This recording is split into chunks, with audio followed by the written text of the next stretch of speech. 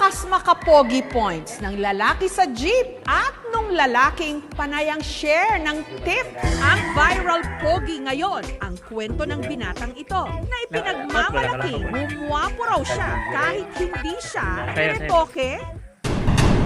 Noong high school, fruity o fruity gyawat kung tawagin. Ibig sabihin naman ang kanyang motong YOLO, you only ligo once.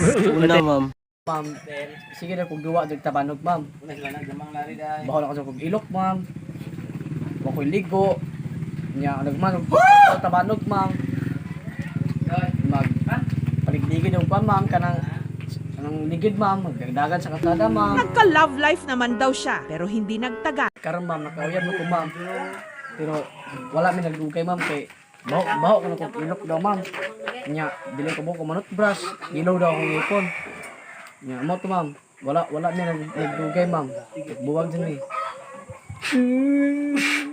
Naging determinado raw siyang i-improve ang kanyang sarili. Yun nga lang, can't afford siyang magpaderma o gumastos para sa mga mamahaling skincare product.